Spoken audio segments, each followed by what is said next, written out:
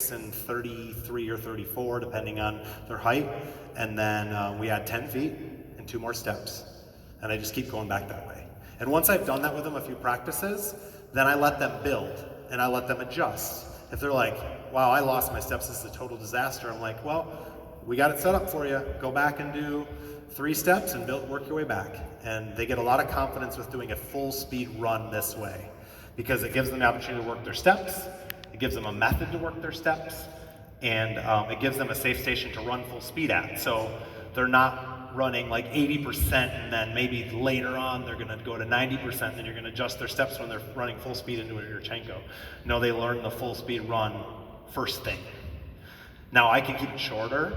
I can keep it at 5 steps or 8 steps and keep building from there and never go back to like 11 steps, but that's the way I build a run.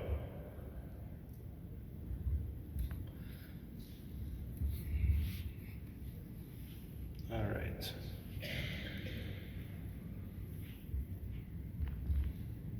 Just using the table trainer a little bit.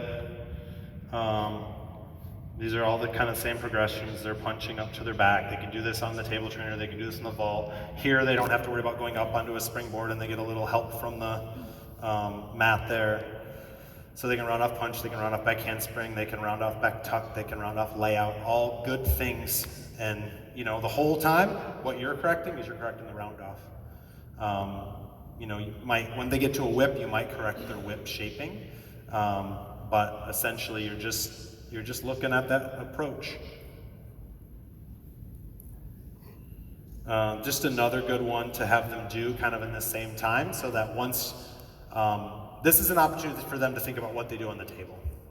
So once they get the approach right, if they've done this drill, they're ready to hit the table right. So there's 2 springboards, basically laying on top of each other like this with a panel mat on top. You've probably seen it. It's a pretty common drill. If you haven't and you don't understand the setup, you can ask me.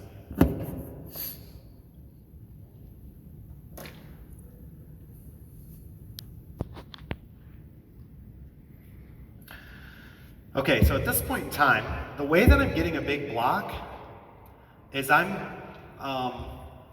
want to hit right here, right? I want to hit with my my hips up, my feet down, my hands in. If I'm flipping too high, and when I'm in this position, if you freeze framed it, my hands would be 6 to 8 inches above the table. So I'm going to actually fall down to the table and I'm going to be like here instead, or I'm going to pike over. I say that because what I'm telling them on this is I want you to flip low and fast. And they're like, what? You can use your punch for height, distance, and rotation. Most of the time, a Yurchenko ends up using their punch for a little bit too much height and not enough rotation. So you fall onto the table. Or if you're not rotating enough, you mush onto the table until your hips catch up with you. So what I'm trying to tell them to do is feel that push that we talked about, push through the toes and pressing the hips, and really feel that with the arm swing so that we are thinking about rotation, rotation, rotation, and less height and distance. And so it's usually a little confusing but I explain it and they start to figure it out. I want it low and fast so their hands get in quick, but the rotation is fast so that their hips are in the right spot when they hit it. This is just giving them an experience flipping, that's all. You can also just have them in handstand and pop their shoulders. This drill you're seeing them do, I wouldn't do that more than 1 day. Basically because there's a lot of things they do wrong to get that to flip over. They close their shoulders. There's a lot of things. You're just going to be fighting them on technique. I do it so they can feel, and that's the same setup, just blocks up. But I do it so they can feel a flipping experience before they actually have to do it from a full speed run off the table. We talked about the military chin. I don't think oh yeah, we have a little bit on that. Okay, so we talked about pulling their chin. You'll see a backward roll here, a free backward roll, and she pulls the chin so she can feel that chin pull when she starts flipping her vault. Because it's really important on Yurchenkos. And what I do is I teach them, you'll see her on this drill, as she's standing up, she pulls her chin. I actually have them press their hip a little bit. I don't really want them doing that in the end, but it gets them feeling them pulling their head back. I exaggerate that chin chest pull so that they feel it later on. And I ask them to do it at the end of the flip. Because if they feel it at the end, it'll get earlier and they can feel it off the table. So that's the military chin.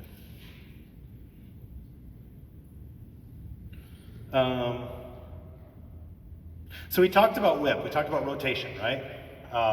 They're trying to, they can use their punch for height, distance, and rotation. If they're turning the round off over enough, now I'm trying to get them to whip faster and faster and faster.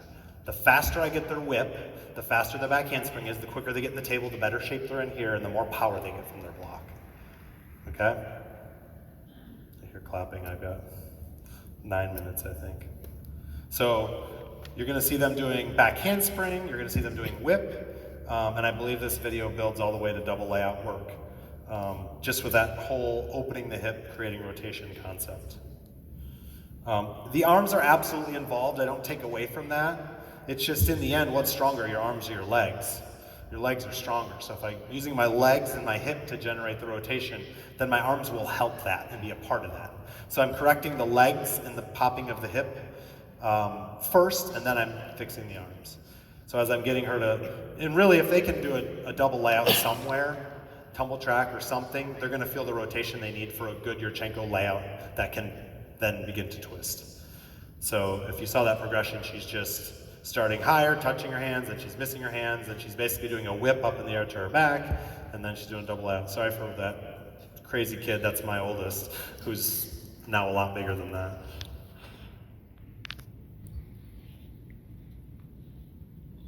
So I'm also just whipping and punching off of a surface, off of a table or something, just so they're feeling that how that whip works in the Yurchenko.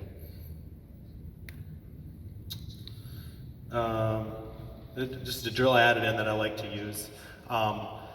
This is one I just keep in my back pocket for athletes who maybe they have the Yurchenko, but they're not using their legs very well into their round off.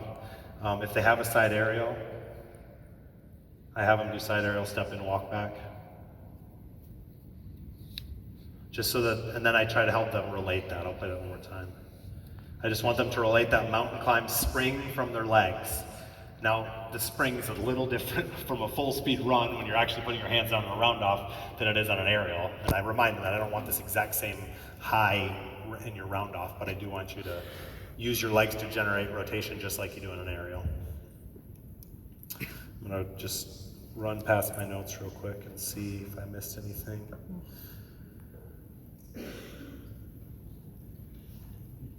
I don't think so. Just really quick about the block.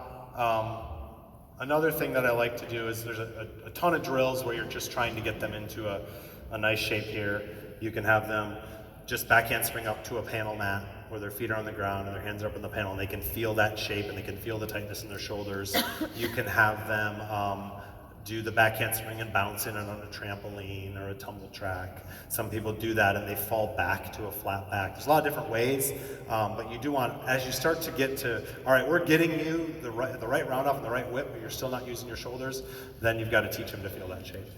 So, questions about anything to do with Yurchenkos? So you don't like head tilting at all, right? Military chin for many skills. Well, that's a great question. So the military chin comes off the table. In the rest of the entry, their head's going to just be a neutral, but not an aggressive neutral.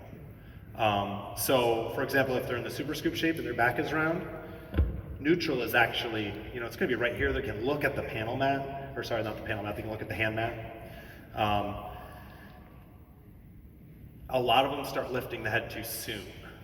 And that's something you end up fighting. If they lift their head too soon, their feet will start to go behind them, and then they're either going to bend their legs to go backwards, or they're going to kind of stay in the same spot and their hands are going to be on the front of the table. So, yes? What drills do you have to help prevent when they drop their first hand sticking their head out? Without sticking their head out, that's a good one. Well, I would start with just giving them something to look at. I mean, if they're putting their hand onto like a Velcro beam or that skinny panel or skinny hand mat or something like that, then really they're going to see their hand go down, and as they come around, they're going to watch it the whole way. I tease them, don't do this, but I always tease them and it gives them a visual. I tell them I'm going to tape a toothpick right here, and they just think about sticking their head back with that toothpick, and then I just say, okay, now imagine that when you're doing your round off. Don't do it, but that visual sometimes helps them. You know, like I said, I use feeling things sometimes. But it's in the bigger context of teaching them head position all the time, always correcting their head, and they're hollow shaped. If they're overbearing it, no, I want it neutral. Getting it back in a front handspring, just they're always learning what to do with their head if it's in that context. I do think the military chin helps. And sometimes I'll have them do the military chin in a place where I don't normally do it, just because you can feel that. A lot of times, the problem with the correction, if you say to somebody like, hey, did you feel your legs bent?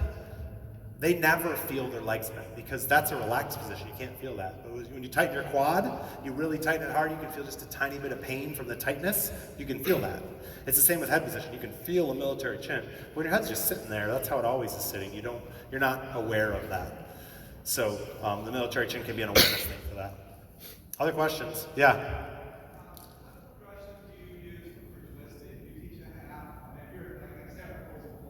Yeah.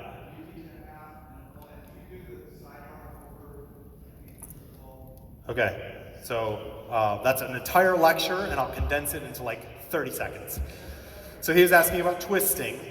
So the first thing I'll say about twisting is usually if you start twisting and you're having problems, your number one problem is they're not hitting the table right. If you get this entry right, and you're really getting a great block into their layout, you're gonna have like 3 times the success rate. So I will say that first of all, that's the most important thing. I do a twisting lecture apart from vault, and I have a preferred way I like to twist, but what really matters is that you pick a way and you stick with it and you do it really well. In this case, it's doing a really good block into a layout first, and if that's really good, then the twisting technique doesn't matter as much. I will say, if you slow down vaults, you don't see arms getting much higher than this. So my twisting technique, I call it the twisting window. It's going like this. That's probably a little higher than it's going to be. It's going to end up going across the face. But I start here because it's going to get lower. Just a couple things about twisting. When you're flipping fast and one side is taller than the other, the tall side flips slower, just like a layout flips slower than a tuck. So if I'm right here, there's 2 things that I can do. My tall side is going to flip slower, and I'm going to initiate twist. And then as I pull down, I speed up the twist. So I like to do that. I see some coaches making athletes like block and put their arms up high. That's an exaggerated thing. It's a tool I put in my back pocket. I don't use it a lot because that's not really where the arms go, number 1. Number 2, a lot of times you generate an arch before the twist. And I think that tends to cause problems in the twisting. So when I teach twisting, the biggest thing I'm working on is feeling their block. And that Ryback drill, I didn't show it, it's in another lecture, but I actually have them block, quarter up, and land right here. So they're doing that on the Ryback drill, which is the panel mat with the 2 springboards, and then they're doing that up onto the table. So I spend a lot of time doing that, making sure I'm seeing the block I want into that quarter twist before I have them twist.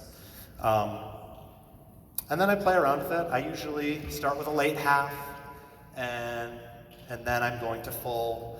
I have had athletes that they get a great half and they never get full, but they've done a tuck full, and then they figure out how to do a layout full from a tuck full, so that's one I have in my back pocket that some kids just learn to twist from a tuck and a layout. I've coached athletes in college that got a Yurchenko tuck. Like I had one athlete, and she had the school record when I was at Yale, and she had a Yurchenko tuck, that was her warm-up, and she had a layout full, and she couldn't do a Yurchenko layout because she learned it tuck, then full, then layout full, and she had a good layout full.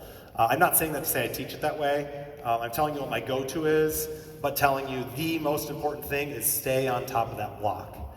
And don't just, oh, you did it once how I wanted. No, you want to set a standard that, hey, you got to do that 5 times a day for 2 months, and then we're twisting. And there's other ways to experience twisting for vault, not on the table, that you can get them ready to do earlier, but actually on whatever station it is, they've got to show that readiness in their block. I'll take one more question, and then if you have questions, you can just come up and ask afterwards. Anybody else? All right, hopefully that was helpful, and I didn't put you to sleep at nap time. So.